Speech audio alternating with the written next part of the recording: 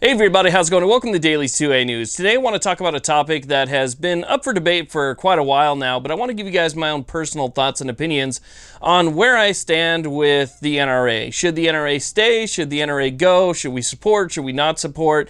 You know, what's the deal with the NRA as it stands today?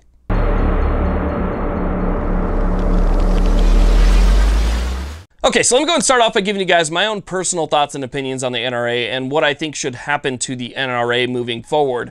So you guys know that I throw pretty much all of my support on this channel and on my main channel behind the Firearms Policy Coalition. I do that because they are a group of no compromise people, okay? They believe that the Second Amendment is a right just like the First Amendment and it shall not be infringed. And they will go after pretty much anybody who tries to infringe on it, whether it's a big case or a small case, you know, that a lot of other people will simply ignore. They'll file a lawsuit immediately after something happens. I mean, there is no wait period for these people. They will go after somebody with all of their force and all of their fury instantly. And so I love those guys, and that's one of the reasons why I've supported them for so many years on the main channel. So Firearms Policy Coalition, but that doesn't mean that I don't support other groups like Gun Owners of America, Cal Guns Foundation, the Firearms Policy Foundation. I mean, I'll support other people because the fight is supposed to be unilateral. Okay, we're all fighting for the same thing. We're all fighting for our Second Amendment rights, and that means that you really want to support any group that's going to help you do that. Now, when it comes to NRA, the NRA has had a lot of problems, and it's not just been recently. You know, people look at things that have been happening with the NRA recently, but it's not just recently. It's decades and decades and decades of a downward spiral with the NRA that has caused it to be an ineffective and poorly managed group at this point. You know, they always talk about our 5 million members and, you know, all the members. Yeah, you got a great membership. There's a lot of people that are members of the NRA, but how are you serving those 5 million people? You know, how are you providing them their Second Amendment rights? Because if we look at the history of the NRA from, again, decades ago, there's been a lot of negativity that's come out of the NRA because of their willingness to compromise.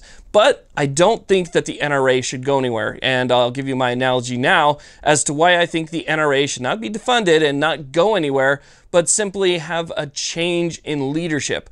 And that's because I view the NRA as a tree. Okay, if you have a tree out in your front yard, it's this big tree. It's been growing for decades, right? It's this massive tree, but it hasn't had leaves on it for a long time, and that's because there's a pest at the roots. Okay, the pest is at the roots. He's causing problems for the tree. The tree's not providing any shade. Basically, you just got a bunch of branches and this huge tree. Well, do you cut down the tree and just take the tree out altogether? Or do you get rid of the pest so that the leaves can bloom and it can provide shade again? The NRA is kind of like that. It has its branches in pretty much everything. Its roots are spread all across this country in pretty much everything. You already have this preset foundation of people and places and things that are already set up all the way across this country. Do you simply cut that off? Or do you fix it so that it can actually provide the protection that we're looking for? That's what I'm seeing here. I don't want to get rid of the NRA because the NRA is established in so many different areas. What I want is different leadership to provide the protections that they say that they are supposed to provide. So no, I don't think that getting rid of the NRA is the answer. Again, I don't think that cutting down the tree is the answer. I think that making the tree healthy so that it can provide the shade that it was put there to provide is the way to go. You got to get rid of the pest. You got to get rid of the problem. The organization as a whole, I don't think is the problem. It's those few pests that are at the top that are creating problems for the entire tree that we need to get rid of. You take a look at Wayne LaPierre, his massive salary, massive incomes, his expensive suits, and, you know, flying first class and private jets and all these different things where money is not being spent effectively. And you look at it and you say, look, there's one of your biggest problems. You have Wayne LaPierre, you have Chris Cox, you have these people that are not doing everybody else justice, all of their members. You talk about your 5 million members, but what are you doing for those 5 million members? Now, I understand that the NRA, the ILA, which is the legislative arm of the NRA, the ILA is out there and they're still filing lawsuits. They're still fighting fights. You know, they still have advocates who are trying to advocate for certain things, but they jumped in front of red flags. They specifically asked for red flag laws. How do you have that? Well, they say it's a compromise because if we give them a little bit here, maybe they'll stay away from that. No, you can't have or allow the government to infringe on your rights so that they don't infringe on your rights more in the future. You give an inch, they're going to take a mile. That's the way that it works. That's the way that you should be approaching it. So if Chris Cox is going to stand up and say that he's for red flag laws, well, that's another problem. Okay, so you have Wayne LaPierre, who's basically a figurehead for the NRA. You have Chris Cox, who's the head of the ILA, who's saying things like, we want red flag laws, and that is your main problem. Okay, those people need to be replaced. I believe wholeheartedly that if the higher echelon of the NRA was changed to actual pro-Second Amendment people who believe in no compromise and that the Second Amendment is a right that shall not be infringed, I think you would see a systemic change from within the NRA that would trickle down, okay, because things always trickle down, right? So you change the top, and those views would trickle down to all of the branches and all of the roots that are already established for this major company or nonprofit. I don't even know what they are.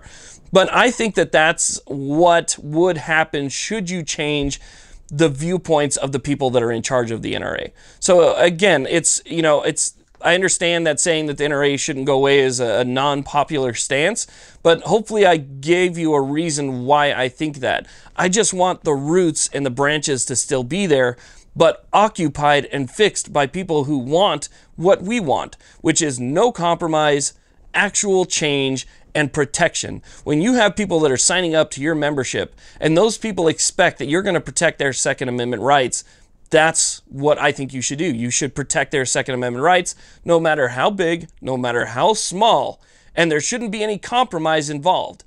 If you see a law that says it's going to, they're going to have red flag laws in Louisiana, you should stand up to those red flag laws and not say, okay, well, we'll give you red flag laws, but only if the person loses their firearms for 2 weeks. Okay, that's 2 weeks of infringement. It's not that you went from 30 days to 2 weeks, so you consider it a win because it's no longer 30 days. So you compromised and you got it down from 30 days. All you did was allow an infringement. And now guess what? That red flag law is now on the books. That red flag law can now be changed. It's already been approved. And if they decide to extend it to a year, like California has been extending out their red flag laws, that's what they're going to do. So it's always got to be no compromise, and I won't support a group that does not have a no compromise policy. So right now, am I a member of the NRA? Nope, not a member of the NRA. And I don't support the NRA at the moment because they are for compromise. But if they change to a no compromise strategy and they change some of the problems, the systemic problems that you're seeing in the NRA, then yes, I will become a member again. I will support them again, as long as they're fighting for our constitutionally protected rights. Until they actually provide the protections that they say that they're providing to their members wholeheartedly, until then, I won't be a member. And it's not because I'm not trying to give them their money so that they continue to do what they do. It's because I don't believe in what they believe. I like the structure that they have, but I don't believe in what they believe. So I won't be a part of that. And that's why I don't support it. That's why I support the Firearms Policy Coalition, because they're no compromise. Gun Owners of America, they're no compromise. These are no compromise people. This is the way that it should be with the NRA too. So we need as many groups as possible fighting for our civil rights. We need as many groups as possible putting pressure on our politicians to do the right thing and stand up for the Constitution. But until that happens, I can't support them. I can't give them my money and back them up. That's like giving money to somebody who is a Democrat. I wouldn't give my money to a Democrat because I know they're going to try and take away my Second Amendment rights, just like I don't want to give my money to a group that is going to compromise on my Second Amendment rights. So that's my personal stance on it, and I just want to let you guys know what I believe should happen. I just think we need a change from above. Anyway, I want to thank you guys all very much for watching. I really do appreciate it. Please like, subscribe. Have a great day.